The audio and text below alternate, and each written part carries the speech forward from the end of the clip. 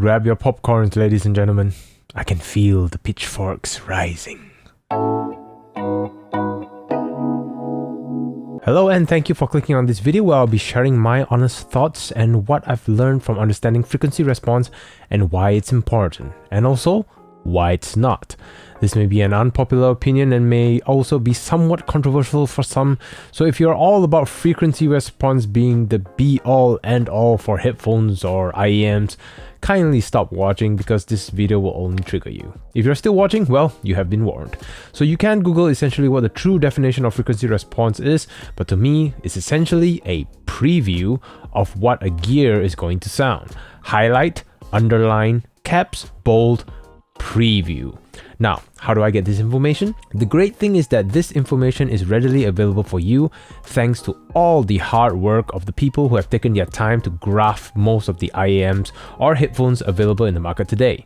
However, there's just too many IEMs or headphones out there, and there may be a few that some may not have or graphed. But if you can find a video about it on YouTube, chances are the graphs exist. You can access squeak.link, and in there's already a few people that I listen to and watch often, such as Super Reviews, Gives Audio, Precog Vision, or even HBB, and many others. So if you're interested in checking them out and also supporting them, you can click the link below. Select from the tab the review of your preference and check out for yourselves. Clinical has a separate website if you want to check out his graph, but if you want to compare more than 2 gears, you have to pay up, which, hey, gotta respect the grind, but he has over 1,000 IEMs to compare from, so yeah. The next question would be, how do I read frequency response? Please take note that the frequency response for headphones and IEMs are slightly different, but have the same concept. If you want to know what happens when certain lines are boosted or reduced and how it affects the sound, I'll leave a link to this image right here, which is from DIYaudioheaven.wordpress. This image was extremely informative in understanding what the squiggly lines mean. However, just taking IEM as an example and trying to make it as simple as I can, borrowing Clinical's graph because it's also clean and simple to read and it has a neutral target to compare. So the graph itself has 6 divisions, which is the sub-bass, mid-bass, mids, which consists of upper mids and lower mids, treble area, and air. Some graphs have simpler divisions like HBB, but more on that later. So how to read? Essentially, anything that you see is boosted, you get more of it. So any raise over the sub bass gives you more rumble. Any raise here will give you more thump, impact. If this raise goes over to the lower mid-range, you get what they call bass bleed. Any raise on this area will bring the vocals more forward. Any raise to the treble may cause harshness, sibilance, piercing highs depending on how sensitive you are. And if this goes on, then you get more air. So taking for example the Rapgo Hook X, in relation to the neutral target, there's a raise in this area which suggests more sub-bass and mid-bass, so more rumble, more thump on the bass, and this will roughly suggest where the vocal positions are.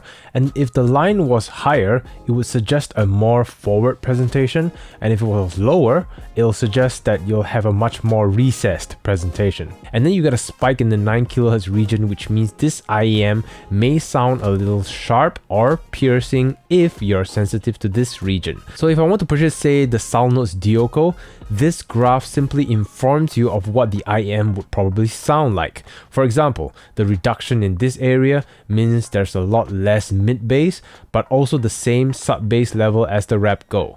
The mids are more forward compared to the Rapgo, and this raise here suggests that the highs are much sharper compared to the Rapgo. So it depends on what you're looking for in the sound. Me personally, I really like more sub-bass and mid-bass, so I know I prefer the bass on the Rapgo. However, I also know that I'm sensitive to the 9 kHz region, which sounds really piercing to my ears, so this region concerns me a lot. So these are the kinds of information that may be extremely useful to help you in your purchasing decision. And I can't stress how important it is to at least understand what the graphs mean. However, as I said earlier, for me personally, frequency response only gives you a preview of what you might be getting, but does not necessarily mean you're going to hear what it's saying.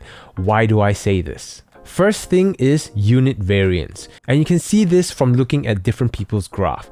Take HBB's graph of the SoundNotes Dioko and the Rapco Hook X. It shows that the Dioko has less sub-bass, the treble isn't as peaky as the Rapco Hook X. Take Super's review graph of the same IEMs.